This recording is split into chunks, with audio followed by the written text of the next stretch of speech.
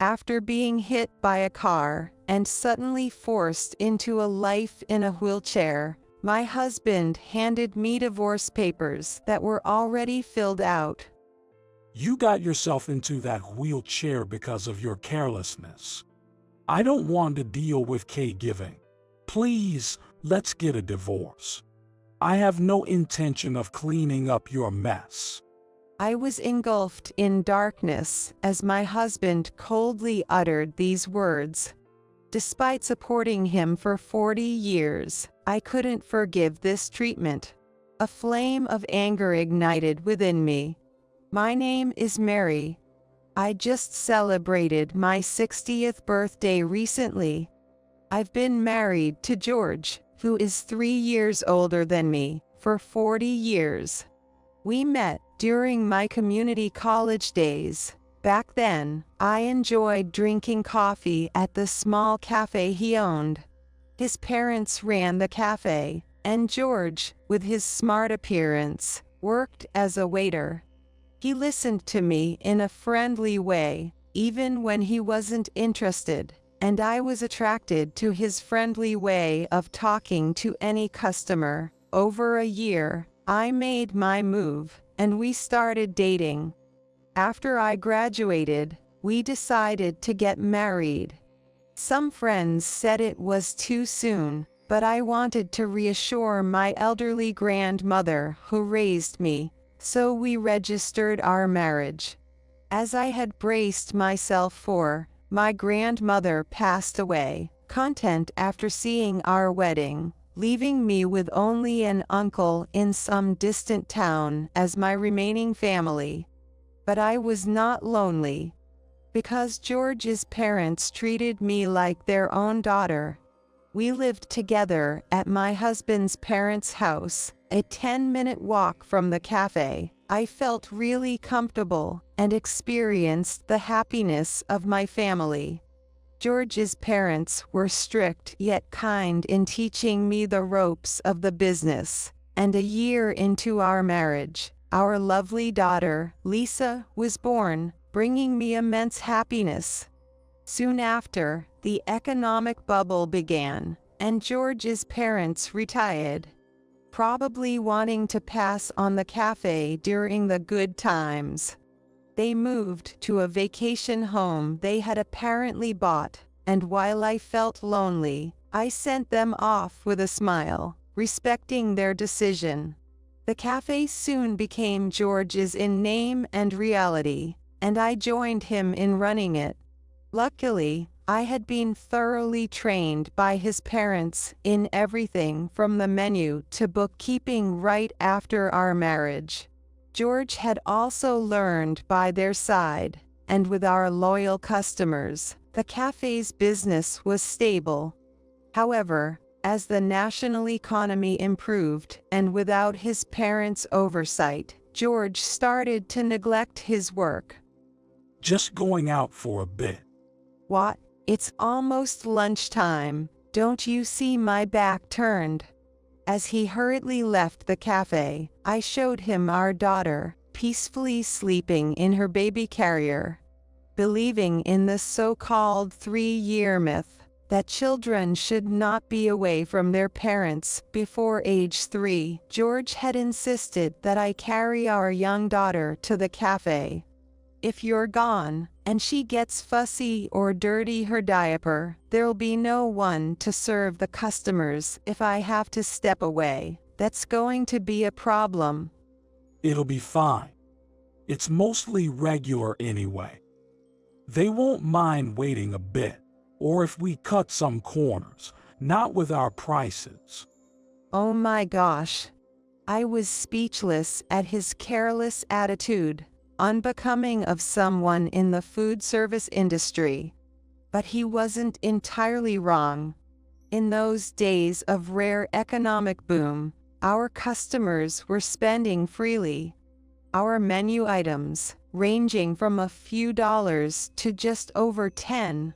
My husband thought that our customers were mostly regular customers and would accept our small price increase, and that new customers would forgive us at this price. We were doing so well that customers appreciating my hard work while juggling child rearing even tipped me. Additionally, without the widespread internet, word of mouth, for better or worse, didn't spread easily, and many establishments with lower quality than ours managed to survive. Nevertheless, I wanted our customers to leave feeling that was delicious. I felt refreshed, and I didn't want to tarnish a reputation of the cafe handed down by George's parents, so I attended to every customer, table, dish, coffee, and my daughter, managing the work single-handedly.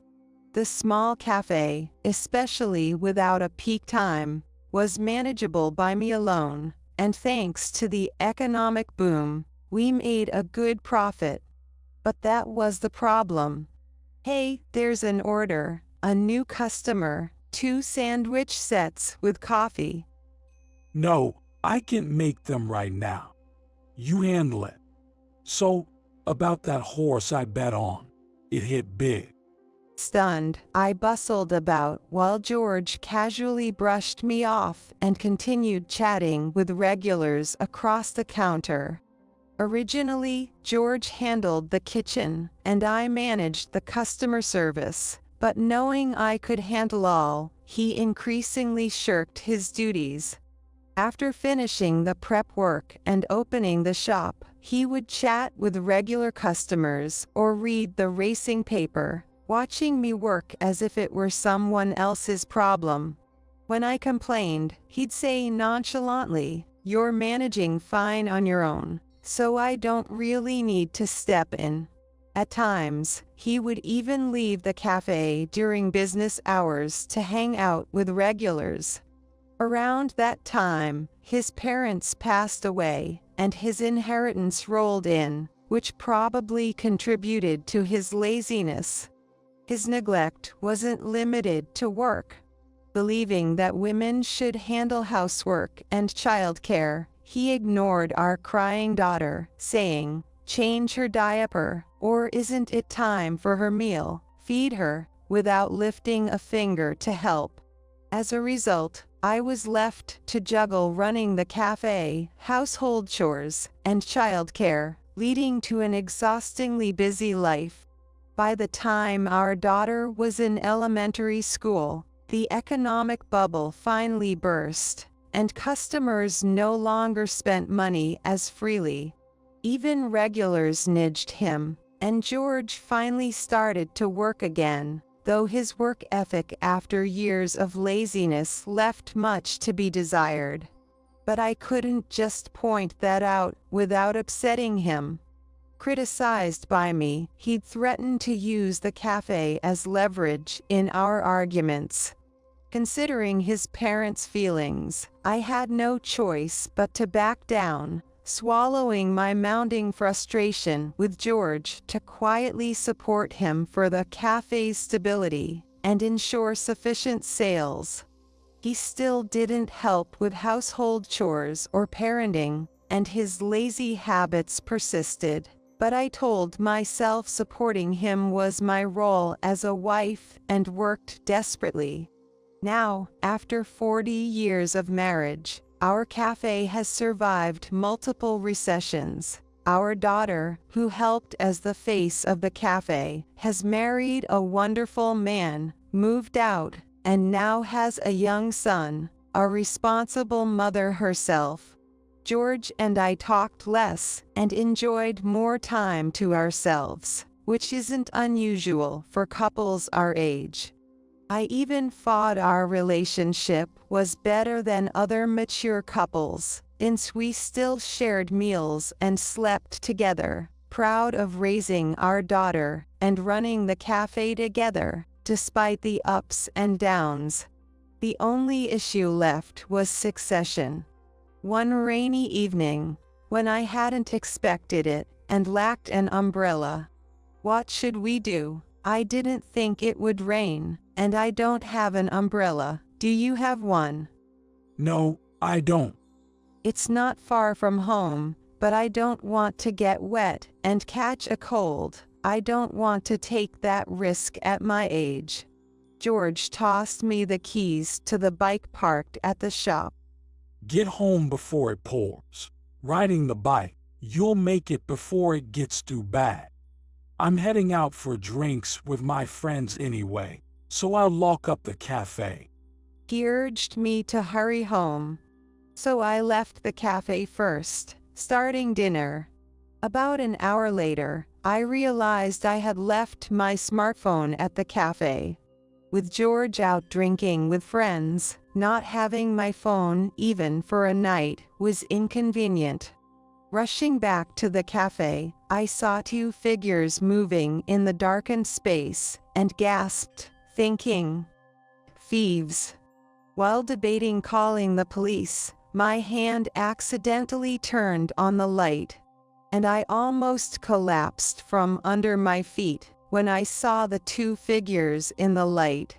It was my husband and a beautiful woman whom I did not know who was in his arms. What are you doing here? He stammered, and overwhelmed by the suspicious atmosphere, I fled the scene. In my panic from witnessing George's betrayal, I didn't notice the flashing traffic light. Next thing I knew, I was dazzled by car headlights, felt intense pain, and then everything went black. When I regained consciousness, I was in a hospital bed, with my disheveled daughter peering worriedly at me. Thank goodness, nurse. Please come, my mom's awake. Piecing together the doctor and my daughter's accounts, I had been hit by a car and remained unconscious for 3 days.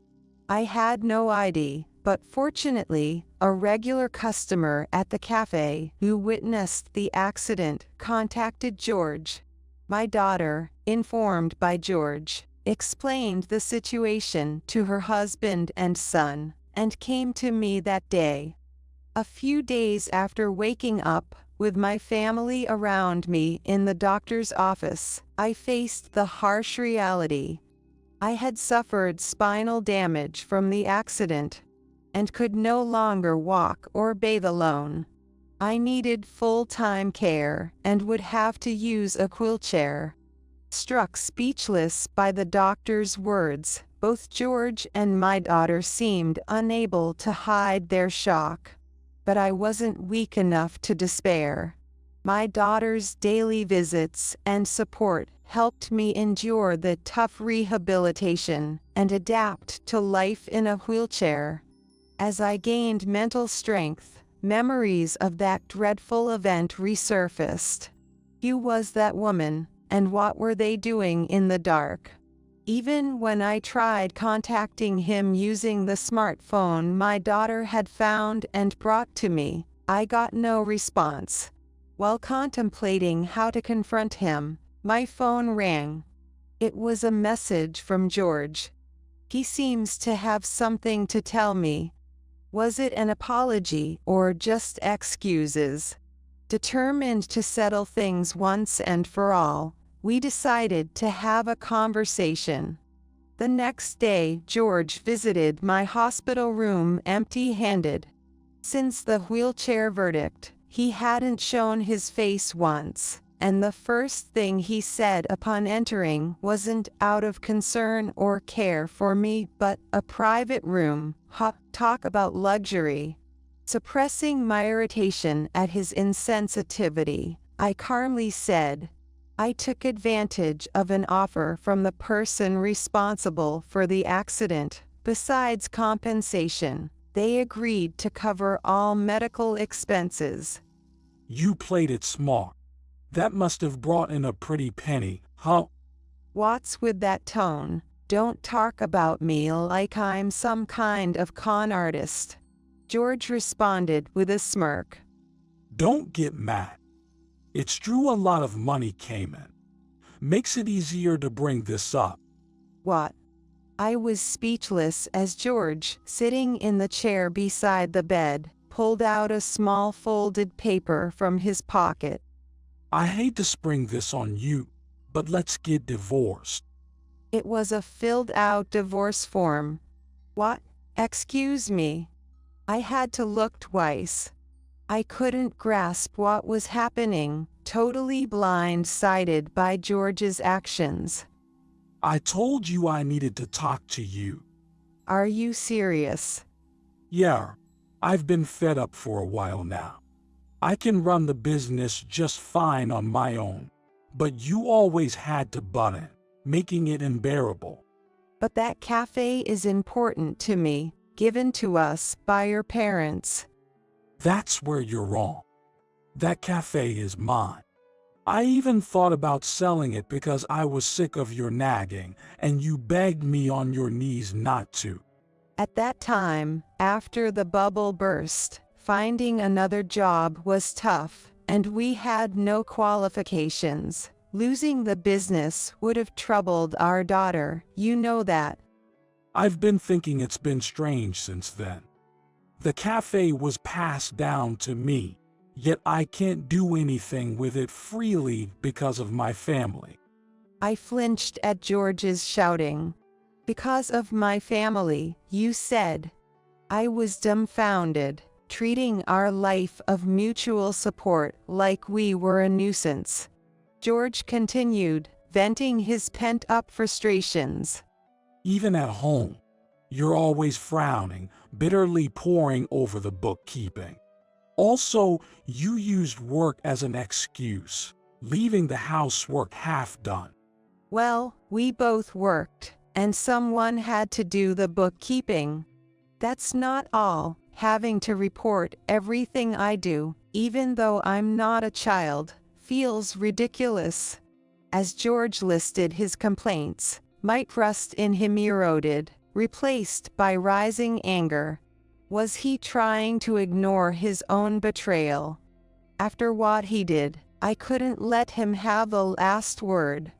Checking in with each other is normal when you live together, and you say going out to play, but was it really just that? Whoops. George was at a loss for words, so I pressed on. That day, you were embracing a woman in the dark cafe. I wouldn't have had the accident if I hadn't seen that. Are you planning to be with her after we divorce? I glared and interrogated him. Yet George, far from flinching, nonchalantly replied, Blaming me? I don't know what you're misunderstanding, but she and I are not involved like that. Got any proof? No proof. I held back my anger at my husband, who laughed triumphantly. His ugly smile wiped away whatever little affection I had left. How cruel. You don't care at all that I've ended up like this. You're in that wheelchair because of your own carelessness. I don't want to deal with caregiving. Let's get a divorce. I'm not going to clean up your mess. Dad, there are things you just don't say. We both turned toward the door, where our daughter stood, trembling with anger. How long have you been there? I thought I shouldn't butt in on a marital issue, but I can't stand it anymore. I heard everything. Mom's condition is ultimately because Dad had an affair, isn't it? Angered by our daughter's outburst, George snorted dismissively. If you're so concerned, why don't you take care of her? I'm done with this life, taking care of her till the end. I'm out. That's despicable. Say what you want.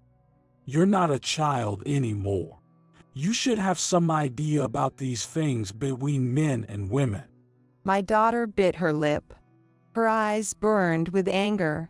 Perhaps it was her anger that cooled my head.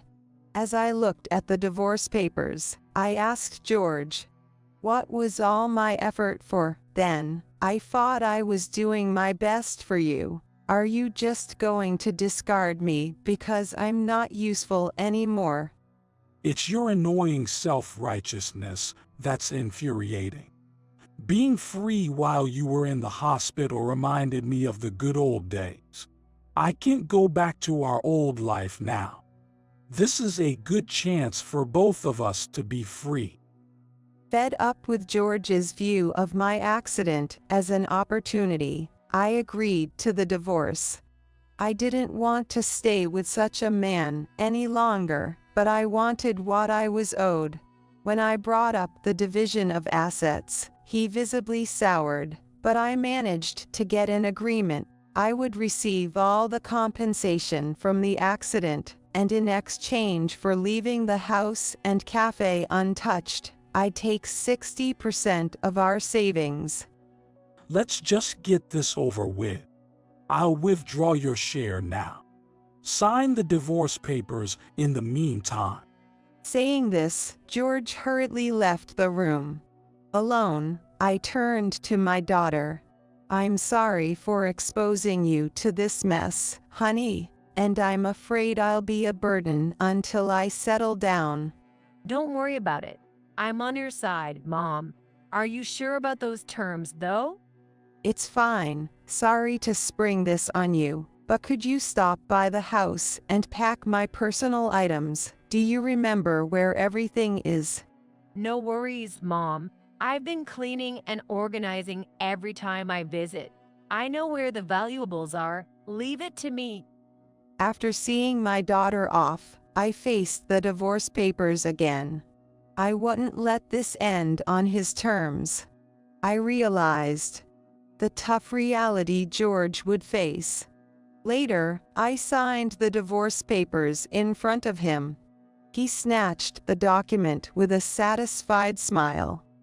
Okay, we're strangers now. As he left, beaming, I said quietly, "Sorry to ruin your happiness, but you'll probably regret this." No way. You'll regret it. No one cares about a wheelchair-bound old lady, and you'll likely end up senile.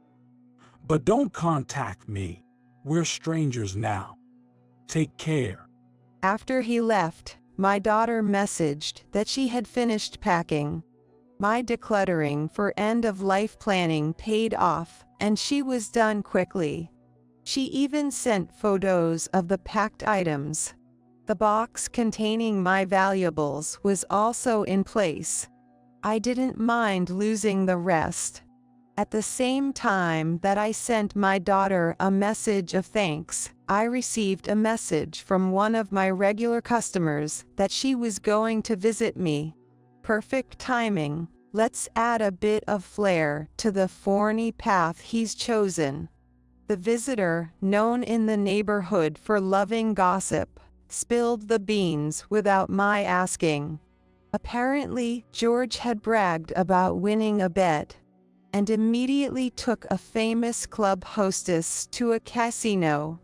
That is the beautiful woman I saw then. And the cafe hadn't opened once since my accident, which was astonishing. I was surprised to hear from your daughter. What's going on? As I shared the story of our divorce, her eyes filled with sympathy and anger. After offering strong words of support, she left the room. Alone, I smirked, relieved to have had the chance to use my eye drops. What will happen next, I wonder? About a month after the accident, I was discharged from the hospital. A few months later, having adjusted to life in a wheelchair, I ventured out to a large shopping mall. The food court was empty since it was a weekday. As I settled into a seat, I was approached by a voice. Hey, aren't you Mary? Turning around, I saw George, who had aged rapidly in the past few months. His hair was now streaked with gray and unkempt, and he looked every bit the part of a worn-out old man in his wrinkled shirt and chinos. His daily struggles were evident in his appearance. Meanwhile, I had cut my hair short soon after being discharged from the hospital, looking neat and made up today. I hate to say it, but I think I look younger than my actual age. You've changed a lot. Well, I hardly had any time for myself when I was married to you, between the housework and the job. At my sarcastic response, George forced a smile. So, you must be bored to death now. Why not help out a little with the business before you go senile? Just as I thought. What? I bet the cafe isn't doing well, right? George's forced smile froze at my words. It seemed I had hit the mark. I figured as much. After all, I was the one actually running the kitchen, the floor, and the finances. George, who had slacked off and played around during the boom years, had lost his touch in the kitchen and everything else. He couldn't remember cooking procedures, messed up the priorities, and even struggled with the cash register. I had been supporting him, preempting his actions in the guise of help. I did everything from cooking and serving to preparing food, mixing condiments, cleaning dishes, ordering sweets, cakes, tea, and coffee beans, managing inventory, and handling taxes. No wonder things didn't go smoothly without me. Did you enjoy your trip to the casino? Maybe she could help you out. No, I don't know her anymore. She ran off when I asked her to help with the cafe.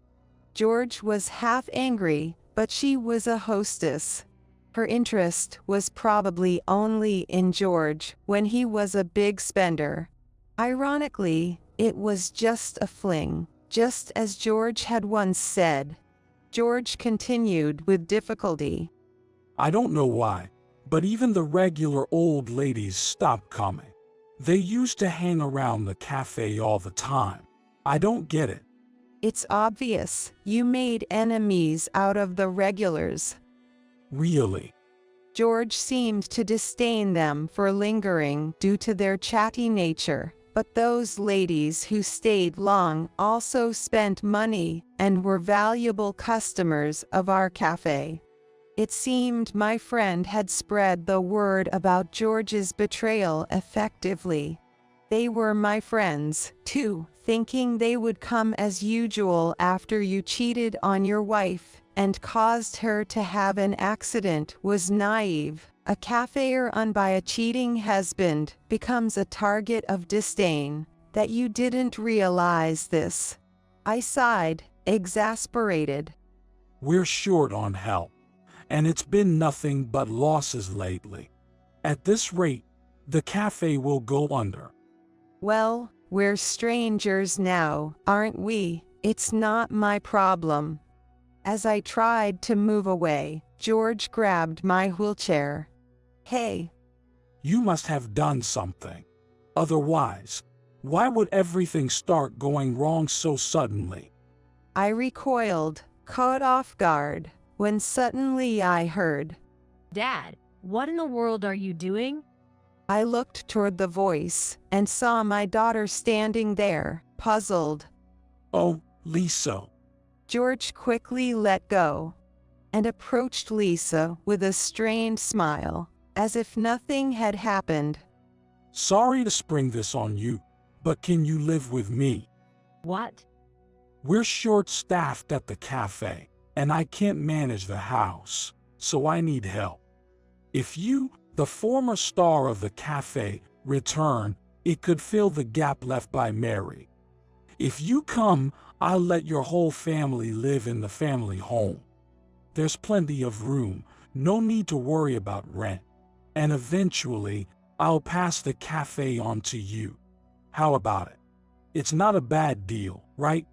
Dad, With a smile, my daughter firmly stated. you must be joking. Not joking. You've always dumped everything on Mom, from work to household chores, and did nothing yourself. Now you want to play the father and have your daughter take care of you? That's way too convenient. George was speechless at her cutting words. Without pausing, she continued. Did you forget how you acted while Mom was hospitalized? After doing what you did, how can you say such things? Do you think I'd live with someone who so carelessly discarded his wife, who supported him desperately for 40 years? Truthfully, I want to end even our parent-child relationship. I would refuse even if offered a fortune. George was stunned, not expecting such a vehement rejection from his own daughter. I was out of my mind back then. At least you've realized that. But I won't live with you Why? because we're already living with Mom. What? My daughter had come to pick me up from the hospital and took me home to live with her family, who all encouraged me to stay. Then wouldn't living with me be better? No need for care hassles. Unfortunately for you, we're not enduring our living situation. What? She's just a burden who can't do anything. Did you forget what the doctor said? I may be paralyzed from the waist down, but I'm healthy from the waist up. Since moving in, I've been in charge of cooking. Oh, George seemed to remember finally. Besides, care means only help with baths or moving from wheelchair to car. And with a growing boy and both parents working, we hardly manage to cook proper meals. Since Mom started cooking for us, we've been eating a full meal with delicious coffee after dinner, and we're all healthier. It's no wonder, given her 40 years in the food business. Even her sweets were popular at the cafe. George remained frozen, stunned by my daughter's bright smile. As I exchanged a look with her, we started to leave. Suddenly, George dropped to his knees and hands in front of me, crying out, I was wrong. I've realized how important daily life and the cafe were since you left. Please, let's remarry. I sighed deeply. Even with all this, my mind is made up. Absolutely not. I respectfully decline. As I declared this, George reached out, pleading, Wait, please wait. My daughter quickly moved the wheelchair away. Soon after, triggered by my refusal, George began to create a scene and was escorted away by security guards.